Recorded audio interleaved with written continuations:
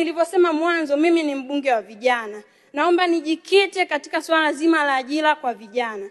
Mheshimiwa Mwenyekiti, tunatambua katika Tanzania yetu kuna vijana wengi sana wanaojitolea. Lakini Mheshimiwa Mwenyekiti, hawa vijana wanaojitolea ni nguvu kazi kubwa sana. Lakini mimi niendelee kuwapongeza vijana wanaojitolea. Kwa sababu kujitolea, ndugu zangu, si kazi rahisi. Kujitolea huku kunaonesha uzalendo wa hali ya juu. Mheshimiwa Mwenyekiti, mimi niombe wizara, niombe serikali yangu sikivu ya awamu ya 6 ya Daktari Samia Suluhu Hassan iwaangalie hawa vijana wanaojitolea kwa jicho la tatu. Vijana hawa wanafanya kazi kubwa mno. Mheshimiwa Mwenyekiti, linapokuja swala la ajira, zinapotokea fursa, naomba hawa vijana wanaojitolea ikiwezekana wapewe kipaumbele. Lakini Mheshimiwa Mwenyekiti, katika swala zima la NIDA, tunatambua kuna changamoto ya upatikanaji wa NIDA. Lakini unakuta ajira zimetangazwa, vijana wanatamani kwenda kuomba fursa hizo ambazo zimetangazwa.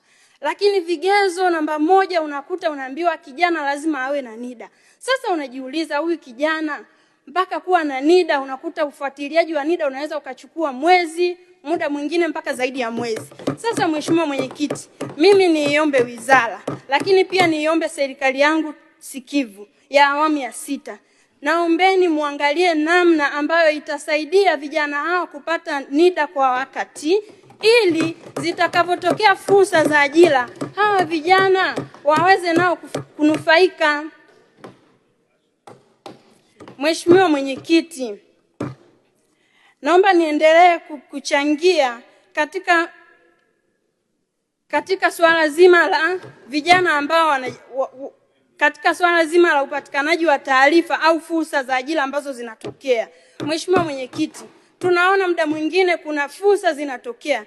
Tunakubaliana sisi sote humu ndani, teknolojia ni kweli ipo, fursa zinatangazwa kwenye mitandao, lakini Mheshimiwa Mwenyekiti, kuna vijiji vingine, kuna vijana wengine wapo mbali na teknolojia, bado teknolojia haijawafikia, hawapati taarifa kwa wakati. Wakija kupata taarifa, unakuta muda wa kuomba nafasi katika hizo fursa zilizojitokeza umeshakwisha. Mheshimiwa Mwenyekiti, kwa mimi nikuombe Mheshimiwa Mwenyekiti, naombeni sana serikali yangu iangalie namna nzuri ya kuwafikia hawa vijana wote kwa umoja wao wapate taarifa. Mheshimiwa Mwenyekiti, serikali yetu ya awamu ya 6 Daktari Samia Suluhu Hassan, uzuri wake ina uongozi kutokea ngazi ya vijiji, ngazi ya kata. Mheshimiwa Mwenyekiti, ikiwezekana hawa viongozi washirikishwe, waambiwe kama kuna fursa za ajira zimejitokezwa, kwani wao wanajua kwenye vijiji vyao. Muda wako umeisha Mheshimiwa. Mheshimiwa Mwenyekiti, naunga mkono hoja, nashukuru sana. Mheshimiwa, na swali moja bado, nimwite Mheshimiwa Omar Isa Kombo, mbunge wa Wingwi, aulize swali lake. Asante Mheshimiwa Mwenyekiti, kwa niaba ya wananchi wote wa wilaya Micheweni, sasa naomba swali langu namba 123 lijibiwe na serikali. Mheshimiwa Naibu Waziri, majibu. Asante sana Mheshimiwa Mwenyekiti.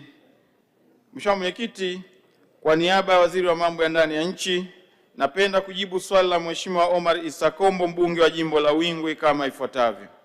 Mheshimiwa Mwenyekiti, serikali kupitia Mamlaka ya Vitambulisho vya Taifa NIDA imekamilisha kazi ya usanifu kwa maana ya design wa michoro ya majengo na miundombinu ya TEHAMA na inaendelea na taratibu za kumpata mkandarasi kwa ajili ya ujenzi wa majengo, ambapo zabuni kwa ajili ya kumpata mkandarasi wa ujenzi huo imetangazwa na taratibu za manunuzi zinaendelea. Mheshimiwa Mwenyekiti, hadi kufikia Machi 2026, serikali kupitia Mamlaka ya Vitambulisho vya Taifa NIDA imekamilisha kazi za tathmini ya hali ya mazingira kwa maana environmental impact assessment pamoja na uchunguzi wa hali ya udongo na ardhi kwa maana ya geotechnical investigation katika viwanja hivyo, kwa lengo la kuhakikisha usanifu na ujenzi wa ofisi hizo unafanyika kwa kuzingatia hali ya mazingira na udongo katika maeneo hayo. Aidha, mamlaka imelipa fidia kwa wananchi wa wilaya ya Micheweni waliokuwa wakifanya shughuli zao katika kiwanja hicho kwa ajili ya kupisha ujenzi wa ofisi. Mheshimiwa Mwenyekiti, baada ya kukamilika kwa mradi wa vitambulisho vya taifa awamu ya kwanza ambao ilihusisha ujenzi wa kituo cha Kanzidata, kituo cha uokozi wakati wa majanga na ofisi za usajili wa wilaya 13, serikali kwa sasa inaendelea na utekelezaji wa awamu ya pili ya mradi wa vitambulisho vya taifa kwa maana ya National ID System Expansion Project Phase 2 ambao unahusisha ujenzi wa jengo la makao makuu jijini Dodoma, ujenzi wa kituo cha matengenezo ya vifaa vya tehama na ujenzi wa ofisi ya usajili katika wilaya 31 ikiwemo wilaya ya Micheweni. Aidha, ujenzi huo pia utahusika na kuboresha na kuimarisha mfumo wa usajili na utambuzi kwa kuongeza njia za uhakiki kwa kutumia alama ya mboni za macho na sura kwa maana ya Iris and Facial Recognition System ili kuwa na alama za uhakiki zaidi ya kibiolojia. Mheshimiwa Mwenyekiti, naomba kuwasilisha. Mheshimiwa Omar Kombo, swali ya nyongeza. Asante Mheshimiwa Mwenyekiti, kwanza nimpongeze ntubingwa sana Mheshimiwa Naibu Waziri kwa majibu mazuri, lakini naomba niulize maswali mawili ya nyongeza kama ifuatavyo. Kwa kuwa Mheshimiwa Mwenyekiti, siku ya tarehe 31 mwezi wa kwanza 2023 nilihoji juu ya ujenzi wa ofisi hii na serikali mkatuahidi kwamba mmetenga zaidi ya bilioni 197.9 katika ujenzi wa ofisi mbalimbali. Sasa Mheshimiwa Naibu Waziri, naomba uniambie, je, ni kiasi gani cha fedha kimetengwa katika wilaya yetu ya Micheweni kwa ajili ya ujenzi wa ofisi hii? Swali la pili, Mheshimiwa Mwenyekiti, naomba nimuulize Mheshimiwa Naibu Waziri kwamba wilaya ya Micheweni ni wilaya ambayo imepelekwa miradi mingi ya maendeleo na Dr. Samia pamoja na Dr. Mwinyi, na kwa kuwa wilaya hii inaendelea kukua, je, baada ya kukamilika kwa ujenzi wa ofisi hii, je, serikali iko tayari kutujengea nyumba za watumishi katika ofisi ya wilaya ya Micheweni? Asante Mheshimiwa Mwenyekiti. Mheshimiwa Naibu Waziri, majibu. Hilo la kwanza ni la kibajeti. Asante sana Mheshimiwa Mwenyekiti, nimshukuru sana Mheshimiwa Omar Isa Kombo kwa maswali yake mawili ya nyongeza. La kwanza ni kiasi gani zimetengwa, na alitoa takwimu ya zaidi ya bilioni 154 zimetengwa walivyopewa taarifa kwa wakati huo. Mheshimiwa Mwenyekiti, ni kweli fedha zilitengwa, lakini zilitolewa awamu kwa awamu.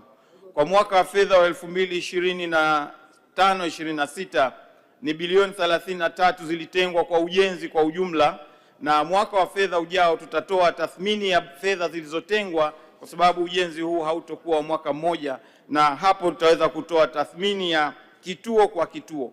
Lakini nimesema tu kwamba kati ya fedha hizo bilioni 33 kituo cha NIDA wilaya ya katika eneo la jimbo lake kitakuwepo katika eneo la Micheweni. Kwa hiyo nimtoe hofu kwenye hilo, na fedha tayari zipo, ndio maana tukawa tumetangaza zabuni kwa ajili ya ununuzi wa mkandarasi. Lakini kwa upande wa nyumba za watumishi, Mheshimiwa Mwenyekiti, naomba tu ni mwarifu Mheshimiwa mbunge kwamba tutaendelea kujenga nyumba za watumishi kadri ya hali ya kifedha itakavyoruhusu, ambapo kwa sasa tunaanza kwanza kukamilisha ujenzi wa ofisi za NIDA kila wilaya.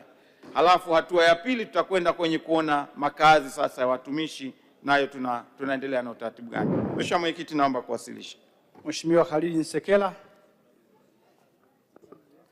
Nashukuru Mheshimiwa Mwenyekiti kwa nafasi ya kuuliza swali la nyongeza. Mheshimiwa Mwenyekiti, ni upi mpango na mkakati wa serikali wa kuongeza kasi ya upatikanaji wa vitambulisho vya NIDA kwa wananchi wa jimbo la Kyerwa? Nashukuru. Majibu. Asante Mheshimiwa Mwenyekiti, nimshukuru sana Mheshimiwa Khalid Nsekela mbunge wa Kyerwa kwa swali lake la msingi na namna anavyowapambania wananchi wa Kyerwa kuweza kupata huduma ya vitambulisho vya NIDA kwa wakati. Mheshimiwa Mwenyekiti, serikali kupitia NIDA ina mpango mkakati wa kuhakikisha kwamba inawafikia wananchi katika ngazi ya kata.